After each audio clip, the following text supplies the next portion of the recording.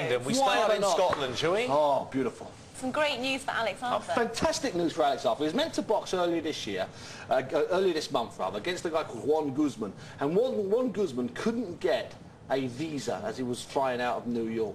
Now, Guzman holds the WBO Super-Featherweight title, but he's been inactive. He's been looking at going up in weight. So Alex, last year, to keep the belt active, he fought for and won the interim version. Now, that means you're running alongside the champion, and at some stage in the future, hopefully within 12 months, you get to box the champion, and the WBO, the World Boxing Organization, they're based in Puerto Rico, they get to sanction the fight as being for their Super-Featherweight championship. Alex had been training in London, training in Edinburgh, and training in Las Vegas, and the fight fell apart at about 5 or 6 days' notice. Nobody was very happy, let me tell you, including a sold-out group of fans up in Edinburgh. So I think almost 100% guaranteed certain. Now in boxing, there's always a little bit of a leeway. You appreciate that. I think Alex is now officially the WBO Super-Featherweight Champion, because Guzman, I'm told, has contacted the Puerto Rican the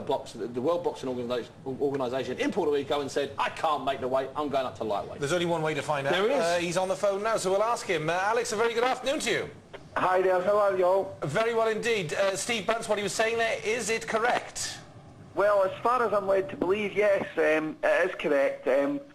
Frank had notified me this morning and told me that that is going to be the case, that Guzman has vacated and I've been made full champion. So I'm obviously over the moon about that. Yeah, delighted. Delighted about it, but how do you feel about the way it's come about and how your fight at the start of this month was cancelled as well? How does Steve was talking about the fans and how disappointed they are, but the boxer himself, how do you feel about it?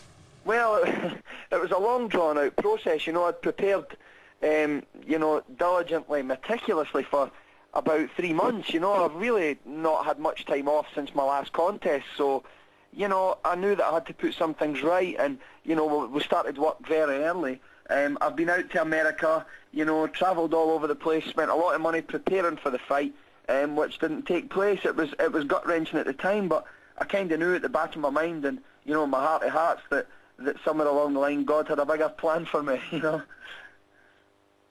Mate. Alex, I always felt I always had a bit of trepidation about Guzman actually getting on that plane. I felt he was trying to play chicken with us last year when he was holding out, chicken with us, pushing us, trying to make us go to him. And once we actually got it on, once we actually had the fight set, Frank had it done and dusted, the tickets were sold, it was on Satanta. I don't know about you, mate, and I know it was heartbreaking for you and your family, but I expected it to happen. I expected it to fall out of bed. Well, I should have called you up, Stevie, a few weeks back before I spent all that time training, I can tell you that for sure. At the same time, Alex, I desperately wanted it to happen, because as I said to you, I think this was the right time to beat Guzman, even though he's a good fighter and his record's fantastic and he's a potential really big player out there. And I said to you, I think on your night you could beat him. Yeah, well, most definitely. I think that what they were going on was my almost terrible performance in my last out, and a number of reasons for that, but we won't harp on about that. That's the past, and we're looking at the future now. And I think they were going to make a big mistake coming over here to take me on. But that's boxing, Steve. We know how the game works, and I'm fully aware that Joan Guzman is in most people's top pound for pound list, and that's where I believed. I've believed for a long time. That's where I belong, and I was delighted about the whole prospect of the thing. But, things happen for a reason, Steve, and it's just onwards and upwards now. Look to the future. Alex, I don't suppose Frank's giving you any dates, but one thing that won't be happening, certainly not this summer, is that fight that we've talked about for a long while with your nemesis up there, your Glasgow rival Scott Harrison, because he's just got a ban taking him through to the 1st of February next year. Was that a fight that you were thinking was going to happen this summer? I know. Well, I was hoping so, and probably the goodness in my soul was wanting it for the reason I really wanted it to happen was for the Scottish fans first and foremost, because we just happen to be two of the best fighters our country's produced in the past 30 years, and we've came along at the same time, and we happen to be obviously really close to each other in weight, so it was always a possibility. Obviously, there's a thing up here about the ongoing feud between Edinburgh and Glasgow, And, you know, they're always a little bit bitter that I've taken on 3 of their top fighters in Willie Lamond, Craig Docherty and Ricky Bunce, and I've beaten them all quite handily. I think I could have done it all in the one night to save me the aggro. But to be honest with you, Scott Harrison was a whole different proposition altogether. You know, a really good friend of mine, or he used to be a good friend of mine, and a fantastic fighter. And I would have loved to have just seen him back in a ring again. I think that's where the good side of me was coming into play. It would have been great to see him rebuild his life and his career and see him back in the ring. He was a great fighter.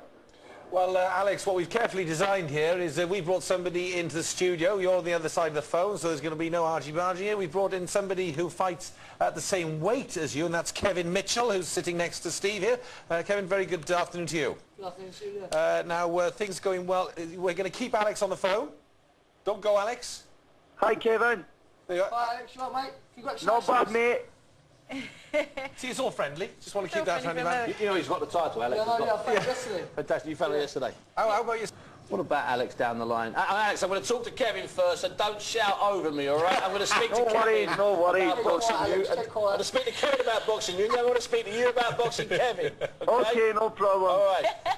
Obviously, Alex has got the title. Scott's not going to be out of box until next year. Yeah. It's a great big fight, either in London or in Scotland this summer, isn't it? You and Alex? Is it in your plans, or are you looking elsewhere? Yeah, no, I think it's definitely my plan sometime down the line. Yeah, it'd be a brilliant fight for me. I'd like it at the O2, somewhere like that. Brilliant. Obviously, Alex hasn't been a champion, want it up in Scotland. I'd definitely be a good fight for me in the future from there. It's about the money, isn't it? I mean, if you can do 22,000 definitely at the O2, or 20,000 at the O2, the best arena in the world, and it comes to more money than doing whatever you can do in Scotland, then it has to, you know, it's about the money. Work that way, yeah, exactly. Well, really, it's sort of, boxing, when you get to this sort of level now, I'm on my way through now, British and Commonwealth champion. Your European belt I could go for. Obviously, I'm highly ranked in the WBO, where I've got the WBO Intercontinental. So it's whatever really comes up with the best money for me now. Alex, what about you, my friend? Are you looking beyond Kevin? Are you looking at the international scene, or do you see a fantastic domestic fight as being something that could raise your profile, raise the weights profile, and also give you a sort of catapult shot into the big world scene?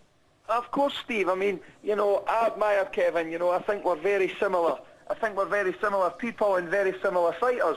And, you know, I would love it to be down the line, a big fight in Britain with me and Kevin. It would make more sense to do it down in England and somewhere like the O2. I think that would be your best bet rather than up in Scotland, where I reckon you'd probably need to put it in a football stadium.